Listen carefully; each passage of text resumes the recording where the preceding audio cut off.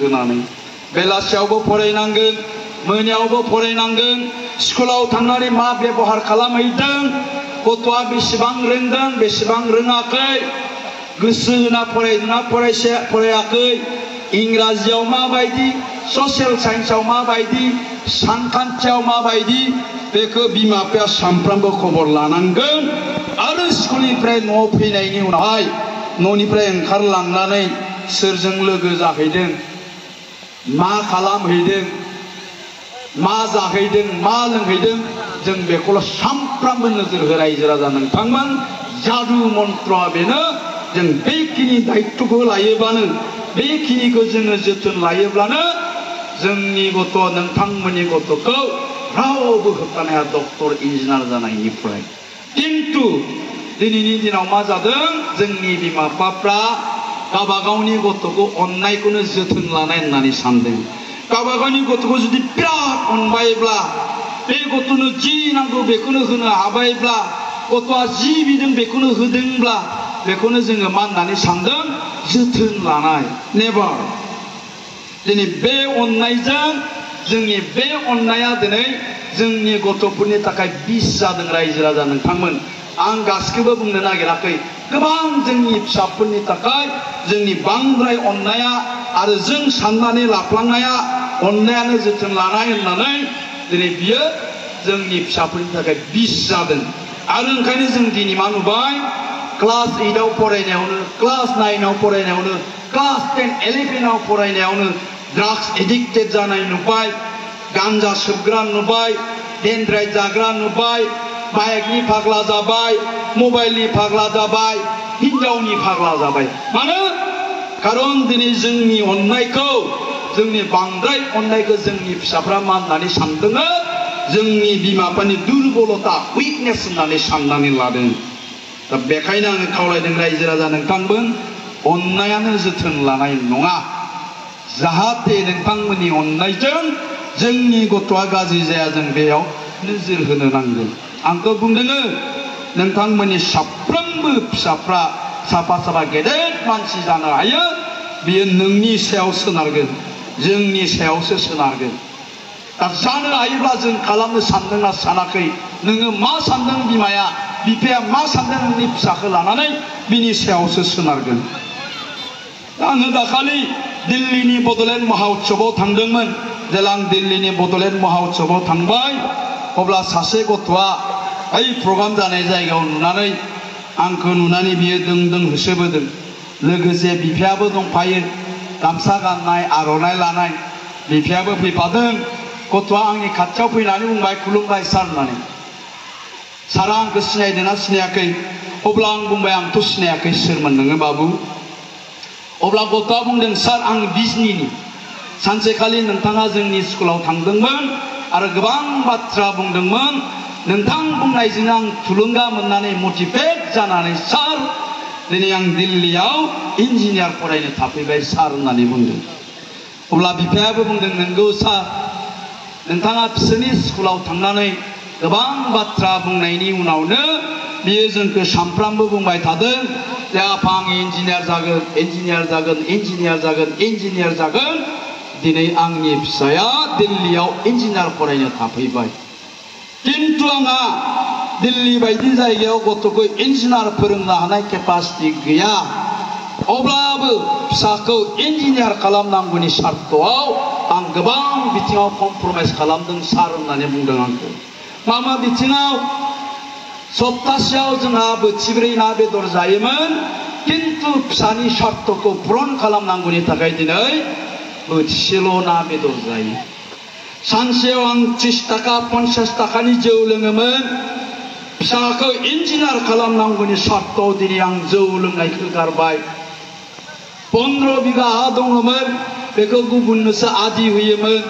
फिसाखौ इन्जिनियार खालामनांगौनि सार्थआव दिनै आंनो खस्थ' खालामनानै बे 15 बिगा हाखौ खेथि मावो आरो बिमायाबो दानिया दाउ फियो अमा फियो बारियाव गायनानै दोननाय मैगंखौ खाथिनि बाजाराव सम सम फानहैयो आरो बेजोंनो आंनि फिसानि इन्जिनियार फरायनाया ओंखारो होननानै बिफाया बुंदों स' बिनिख्रुइ गोजोनथावसिन मा बाथ्रा थानो दा बेखायनो आं बुंनो नागिरदों रायजो राजा नोंथांमोन थाखा फैसा धोन सम्पतिजों गथ'खौ डक्टर इन्जिनियार मास्टार प्रफेसार खालामनो हायो नैबेजोंसो नों मा सानदों नोंनि थिंकिंआ मा बेजोंसो हायो रायजो राजा नोंथांमोन आं बेखायनो बुंनाया दा जोंनि गथ'फोरखौ जों खालामनांगौ दा नोंथांमोना मैयासिम जुदि नोंथांमोना माबाफोर नेगेटिभ थिंकिं दङमोनब्ला जे आं गोरिबनि फिसालाया बहा डक्टर जानो आं गोरिबनि फिसालाया बहा इन्जिनियार जानो आं खामला हाजिरा मावनानै जाग्रानि फिसालाया बहा एसएस आईएएस अफिसार जानो बे थिंकिंखौ जों दिनैनिफ्रायनो गारनो नांगौ आरो दिनैनिफ्रायनो गारनानै रायजो राजा नोंथांमोन आत्मविश्वासखौ लानानै देश आंनि गथ'आ इन्जिनियार जानो हायो आं इन्जिनियार खालामगोन होननानै जुदि दिनैनिफ्राय जोथोन लायोब्ला आं बुंदों रायजो राजा नोंथांमोन फैगौ 10-12 बोसोरनि उनाव नोंथांमोननि बे बागदबा गामिनि न'खर न'खर साफा साफा डक्टर इन्जिनियार मास्टार प्रफेसारनि जोनोम जागोन आरो जुदि जोङो साननो हायाब्ला जोंनि थिंकिंखौ जुदि जों सोलायाब्ला जोंनि गथ'फ्रा गाज्रि जागोन आरो गाज्रि जाबाय होननाय लोगो लोगो दिनैनि दिनाव माखौ गाज्रि होननानै बुङो ड्राग्स एडिक्टेड जौ फाग्ला बाइकनि फाग्ला जागोन गोदोनि दिनाव गथ'आ गाज्रि जाबाय होनबाथाय लेखाखौ फराया स्कुलखौ गारबाय दाहोनासो थाहैबाय लावखारसो थाहैबाय होननानै बुङो दिनैनि दिनाव गाज्रि जाबाय होनबाथाय मा जोंनि फिसाया मा जायो गाज्रि जाबाय होनबा ड्राग्स एडिक्टेड जायो रायजो राजा नोंथांमोन जाय बेरामखौ जों सोखानो हाया जौ फाग्ला जायो हिनजावनि फाग्ला जायो बाइकनि फाग्ला जायो थ' बेखायनो जोंनो बबे मोनसेखौ नांगौ जोंनो नांगौ फैगौ 10-12 बोसोरनि उनाव बे गामिनि न'खर न'खर साफा साफा डक्टर इन्जिनियार नांगौ जोंनो थ' नांगौब्ला जोंनि साननाय हनायखौ जों दिनैनो सोलायनांगोन रायजो राजा नोंथांमोननि साफ्रोमबो गथ'आनो जानो हायो आं बुंबाय दङ धोन सम्पति थाखा फैसाजों जानो हाया धोन सम्पति थाखा फैसाजों जानो हानायमोनब्ला आंहा गोबां लोगोफोर दङ कौटि थाखा गोनां 3 ताला 4 ताला बिल्डिं गोनां गंथाम गंब्रै गारि गोनां मोनसे समाव मा नुदों आं गासिखौबो नुनो नागिराखै गोबां बैसो जोंनि लोगोफ्रा गावबा गावनि गथ'खौ दिल्लीयाव बेंगालराव कलकातायाव लेखा फरायनो थिनहरोमोन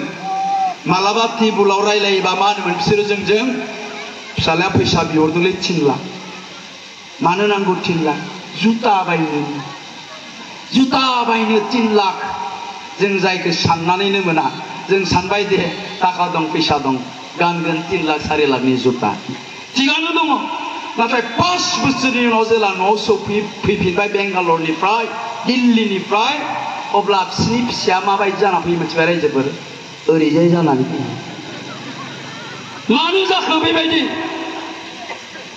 मानो जाखो सोंबाय नोंनि फिसाया मा फरायनानै फैखो मा पास खालामनानै फैखो एमएससी पास खालामनानै फैबाय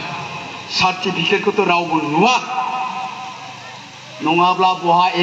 एमएससी पास खिफुद्दा ड्राग्स एडिक्टेड जानानै फैदों ओरैजाय जानानै फैदों गेद्दादा ड्राग्स एडिक्टेड 2 बोसोर न'आव थाफैबाय 2 बोसोरनि उनाव थैबाय होमबासो मिथिबाय मानो थैखो ड्राग्स एडिक्टेड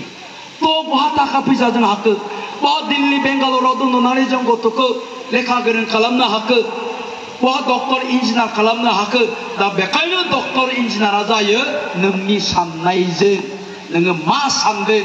थाखा फैसाजों नङा बेवहाय थेला बोग्रानि फिसायानो जायाथों मानो खामला हाजिरा मावनानै जाग्रानि फिसायानो जायाथों मानो जुदि बिमा बिफाया सिद्धांत लाबायबा थांखि लाबायबा सेल्फ कन्फिडेन्स लाबायबा आत्मविश्वासखौ लानानै गावनि गथ'खौ जुदि फोरोंबायब्ला जोथोन लाबायब्ला रावबो हमथानो हाया गथ'फोरखौ जोङो सोङोब्ला दाखालि मेट्रिक पास जानाय गथ'खौ जुदि जों सोङोब्ला दाखालि मा जादों आं मोनसे जायगायाव बेबायदिनो फेलिसाइटेसन प्रग्रामाव थांदोंमोन फेलिसाइटेसन मेट्रिक पास जानाय गथ'फोरखौ बरायनाय प्रग्रामाव जेला प्रग्रामाव बरायबाय आर'नाइ फालि सोबाय स्टेजाव जानाय बिमा बिफाफ्रा बुंबाय रायजोफोरखैजायबो खुलुमहर सासेबो गथ'आ खुलुमहराखै मानो लाजियो मोखांखौनो जाया रायजोफोरनिख्रुइ दानिया बे गथ'फोरखौ सों फरायनानै नों मा जानो नागिरदों जेबो बुङा बिसोरो गोनो गोथो बे सेल्फ कन्फिडेंस गैया आत्मविश्वास गैया माने बे थांखि गैया आरो जुदि आं बुङोब्ला आं डक्टर जानो नागिरदों मानसिफ्रा मिनिगोन खोमा लोगोफ्रा थाबथा दांगोन खोमा इनसाल्ट खालामगोन खोमा होननानै साननानै लायो हारसा गथ'फोरनाव जों पढ़ी তুমি কি হবা বিচারছে স্যার মই ডক্টর হবা বিচারিছো ক্লাস 6 7 আव फरायनाय गथ'फोरनाव जों पढ़ी তুমি কি হবা বিচারছে স্যার মই ইঞ্জিনিয়াर হবা বিচারিছো পটন होननानै बुङो जोंनि गथ'फ्रा मानो आत्मविश्वास गैया बे सेल्फ कन्फिडेंसआ मानो गैया कारण बे खोथाखौ सानफ्लाङाखैनो आरो मानो साननो नों बिमा बिफायानो बुंफेराखै जोंनि बिमा बिफाया मा बुङो गावनि खाफालनि बाथ्रा दोनहरबाय आरो प्राइभेट स्कुलावनो दोनहरनायालाय आरोबाव गामिनि एलपि स्कुलाव फोरोंग्रा गार्जेनफ्रा मा होनना बुङो माथो डक्टर इन्जिनियार जानो जोंनि फिसायालाय देरसान्दि थांलाय फैलाय खालामथों आरो बे थांलाय फैलायल' खालामथों होननानै बिमा बिफायानो सानखाबाय बिमा बिफायानो कुनुदिन बुंफेराखिसै आफा नों डक्टर जानांगोन फिसा नों इन्जिनियार जानांगोन फिसा नों मेट्रिकआव 98% लाखिनांगोन मानो बे आत्मविश्वासा थानो बिसिनियावलाय बे सेल्फ कन्फिडेंसआ मानो थानो दा गतिके जों बिमा बिफायानो बुंग्रोनांगोन बिसोरनो सिमां होनांगोन जों बिमा बिफाया सिमां नुग्रोनांगोन बिनि उनाव जोंनि फिसाफोरखौ बुंनांगोन जेब्ला जोंनि फिसाफोरखौ बुंबाय थागोन अब्ला बिसोरबो सानगोन आङो डक्टर जानोसै आरो जेब्ला बे आत्मविश्वासा फैगोन अब्लासो बिसिनि गोरबो सिङाव हाबनानै थानाय टेलेन्ट आं जे दहाय बुंदों बेवहाय थानाय साफ्रोमबो बिमा बिफानि फिसाया डक्टर इन्जिनियार जानो हायो बे टेलेन्टआ दं जोङो बुंदावबासो बिसोरो थांखि लाबासो बिसोरनि गोरबो सिंनिफ्राय बे टेलेन्टआ बायजोआव ओंखारबोगोन नङाब्ला जोंनि फिसाफोरनिफ्राय मा टेलेन्टआ बायजोआव ओंखारबोयो दा बाइकखौ मा होननानै बिनांगौ बिफानियाव मबाइलखौ मा होननानै बिनांगौ बिफानियाव बे टेलेन्टआ ओंखारबोयो मोजां सिख्लाखौ माबोरै गोसोथोनो नांगौ बे टेलेन्टआसो ओंखारबोयो दा बेखायनो रायजो राजा नोंथांमोन आङो बुंदोङो जों बिमा बिफाफोरनावनो थांखि थानांगोन आरो बे थांखिखौ लानानै जोंनि गथ'फोरखौ जोथोन लानांगोन मानोना जोंनो मोनसे सोलायनाय नांगौ परिबर्तन सोलायनाय नोंथांमोननि न'खराव नोंथांमोननि गामियाव आरो जोंनि समाजाव दा सोलायगोनब्ला जों सोलायनो लुबैदोंब्ला नोंथांनि न'खराव नों सोलायनायखौ लुबैदोंब्ला सोरखौ लानानै थांखिगोन नोंथांनि गथ'खौ लाना थांखिनांगोन बेवहाय थेलाबोनानै जाग्रा बिमा बिफाया साननो हानांगोन जे आंनि फिसानि दिनाव आं थेलाबोनानै जाला आंनि फिसाखौ आं थेलाबोग्रा खालामला मानो खारन आंनि फिसाखौ आं मास्टार खालामनोसै आंनि फिसाखौ आं डक्टर खालामनोसै आंनि फिसाखौ आं इन्जिनियार खालामनोसै बे सानस्रिया थानांगोन अब्लासो जोंनियाव सोलायनाया फैगोन नङाब्ला खुनुदिन नोंथांमोननि न'खराव सोलायनाया फैनाय नङा रायजो राजा बोसोर सिगांनिफ्रायनो नोंथांनि न'खरा थेलाबोनानै जानांदों खामला मावनानै जानांदों हाजिरा मावनानै जानांदों